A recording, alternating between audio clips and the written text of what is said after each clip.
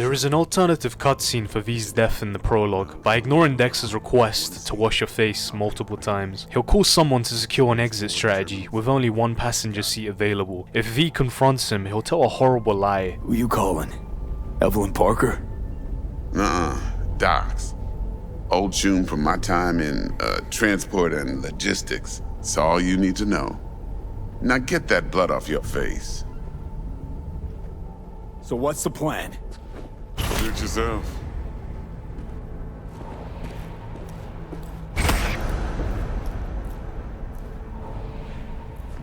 Even with over 1800 hours of gameplay, I missed this detail. Yorinobu Arasaka is actually a hero of Night City. Okay, hear me out. During the prologue after Yori kills dear old daddy, go to the AV that's on the roof of his suite and open the AV to read Saburo Arasaka's private diary, which has a lot of interesting details in it. The most important though is how Saburo is so powerful he could nuke all of Night City at a moment's notice. Not only this, he in fact planned to do so after adjourning his meeting with Yorinobu. Based on this information alone, Yorinobu Arasaka unironically saved Night City. Whether this was planned or not remains to be seen. That said, cheers Yori. Throughout Johnny's flashbacks during his conversations with Walt Cunningham, you'll see his iconic lean on the wall pose he usually does when interacting with V.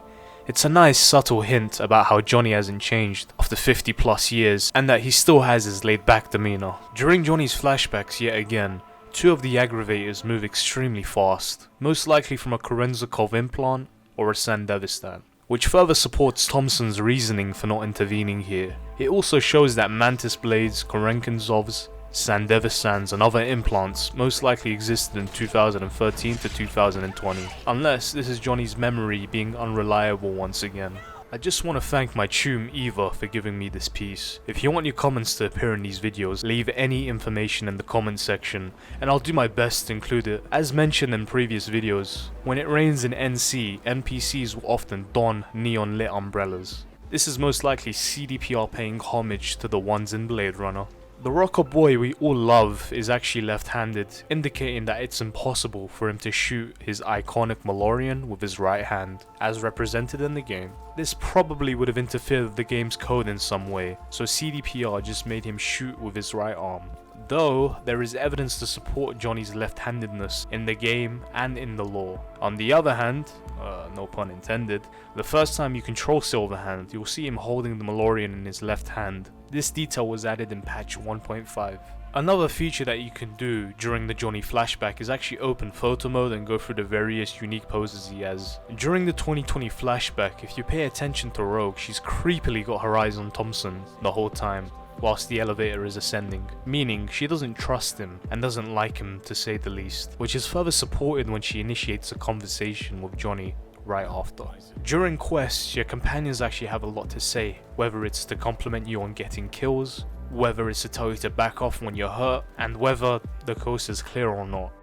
I'm impressed! Seriously, get wrecked! Hey, leave a little for me! Nice shot! Hell yeah! Careful, V! They got you! Good one! In the Atlantis, you'll actually see the Arasaka agents fishing for information about Johnny Silverhand and who he's meeting. They even bribe the bartender for extra measures. This goes to show that not every enemy appears out of thin air, other than maybe the NCPD. You know who he was talking to. I need a name, just one. I wish I could remember, I do. This enough to refresh things for you? Your first time here, isn't it? Want some advice? Sure. Go the fuck away. There is one clever dialogue shown in the 2023 flashback. This is from one of the Arasaka agents interrogating Johnny. He says, "How did you acquire fissile material?" This is a material found in nukes, meaning Arasaka can see through the bullshit that this whole plan wasn't chalked up by a hateful rocker boy and that there had to be a Corpo backing him and using him as a scapegoat.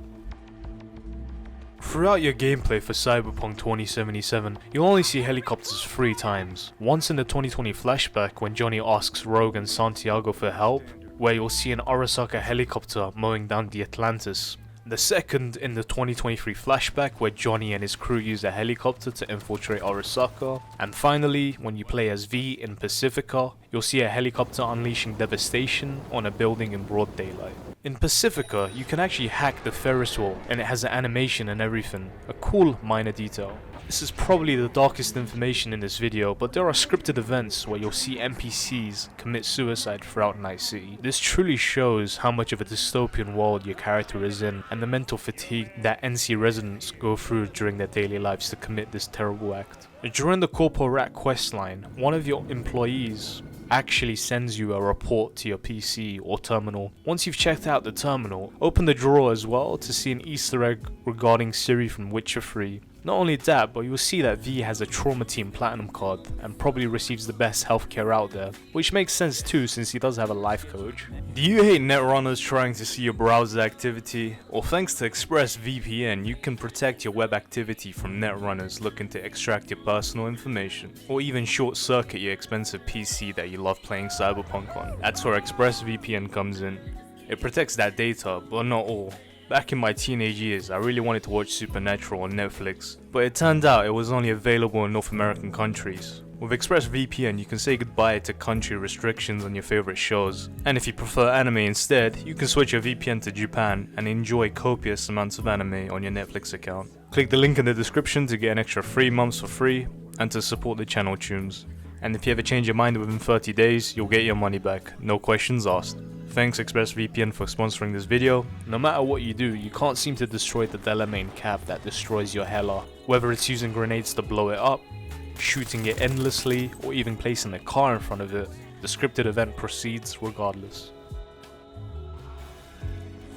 I must have a smooth brain because I didn't realize this, but the reason Johnny gets so pissed off after this quest is because of Arasaka's advert about the relic or the slogan, "Secure your soul." See that? Fuck me, just look at that. Sons of bitches. You may not have realized this, but whenever you commit crimes in Pacifica, there are no NCPD or MaxStack that intervene to stop you. Instead, drones are deployed and a bounty is placed on V. Mercs will then intervene to finish off the job, an awesome detail that shows Pacifica still has a way to deal with threats. During the first flashback with Johnny Silverhand, if you aim your camera downwards, you'll notice that he's shaking profusely. This is further supported by what the groupie says to Johnny. You alright? Never been better. Sure don't look it. There are 3 possible theories as to why Johnny is acting this way. The first, he's under the influence of drugs and he's shaking from the side effects. The second, he's anxious about the upcoming events of nuking Arasaka Tower. And finally, he's frightened and used drugs as a coping mechanism for what lies ahead. This aligns with his final farewell to his fans and Ciri, which could indicate that deep down he knew he wouldn't make it out of there in one piece or even alive. If you take out the Arasaka guards upon reaching the car park during the Konpeki Plaza heist, instead of rushing to Delamain's vehicle, you can explore the area and discover Jackie's car, an Alvarado with Valentino insignias. This raises the question, was there originally an alternative way to exit the building that was cut by CDPR? Leave your thoughts in the comments. During the parade, I assumed Oda came out of nowhere, but if you look carefully, Oda climbs out of the window and comes at you with Zuma speed. This is shocking because he most likely jumped directly from Hanako's float to that window, meaning Oda has an insane vertical jump, a true testament for his skills and expensive cyberware. He should join the NBA to be honest and start catching them rebounds. I may be reaching over here, but there is a small detail for the quest Love Like Fire. When Johnny's leaving the concert, you'll see Ciri walking out of the club to stare at Johnny one final time. At the same time, Johnny tosses his cigarette towards Ciri as a final goodbye, or how I see it, a baton pass, which means I leave the future of rock to you, my friend, or my legacy. This is somewhat evident as it's the last time Johnny has a cigarette before his death, and based on your dialogue option, you say this line. Get over here, man. Fuck this band. Not your crowd, not your noise. Do your own thing. During the flashback yet again, if you go into photo mode and zoom into Johnny Silverhand's swole cyberarm deltoid, you'll see that 1, he's ripped off the Arasaka logo, and 2, he scratches off the Arasaka brand on the cyberarm. A cool secret that shows how much he despises Arasaka, and that his cyberarm was manufactured by Arasaka themselves. If you don't jump during the prologue upon the Arasaka drone detecting you and Jackie's presence, this happens, which is pretty cool for us but far from it for V.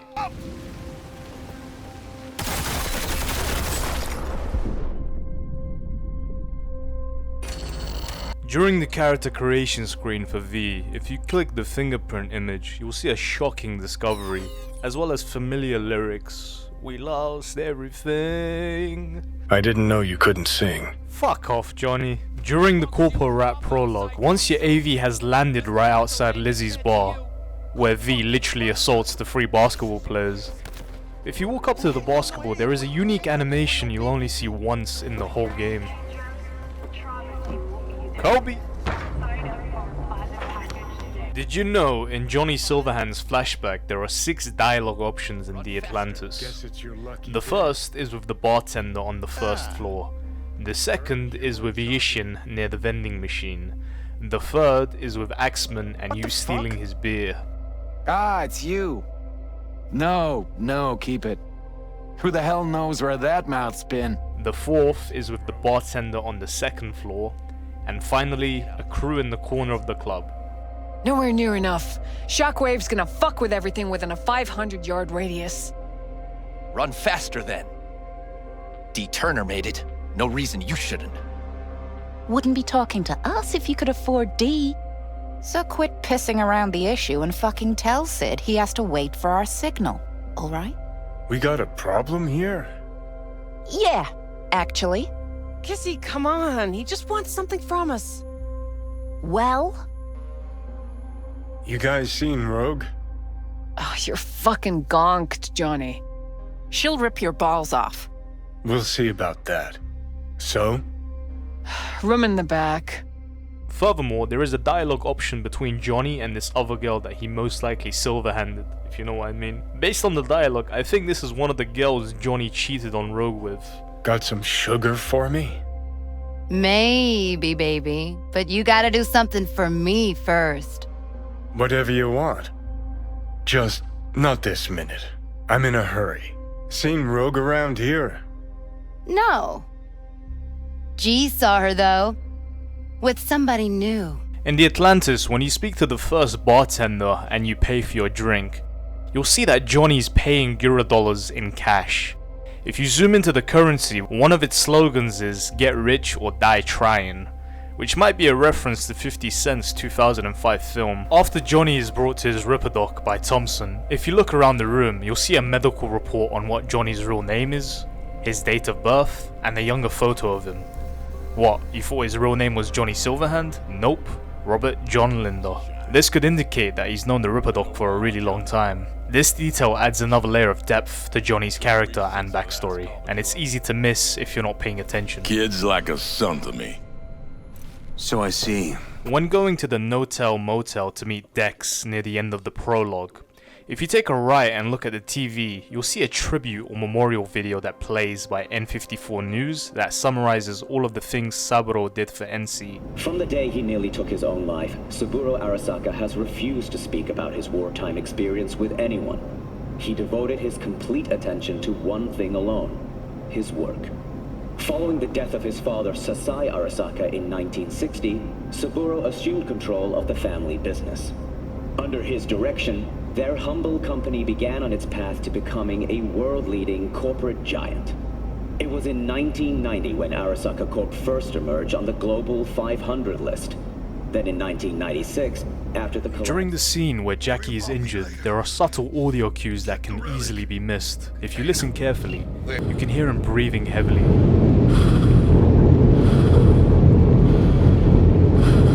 This is later confirmed by Delamain that Jackie is dying because his iliac artery ruptured. This could have been due to the fall or because a foreign object pierced said artery after the fall. If this happens, your body struggles to get sufficient blood supply and oxygen, which means your heart will pump faster to circulate more blood, and your breathing will get heavier to retain oxygen, eventually becoming anxious, dizzy, and confused. This explains why Jackie was making jokes in the elevator. He was doing his best to cope with his body's response to hemorrhagic shock, and was trying his best to not make V worry. Unfortunately, the statistics are grim, with only 2 in 10 people surviving a ruptured iliac artery. Mr. Wells has passed. Where shall I take his remains? What?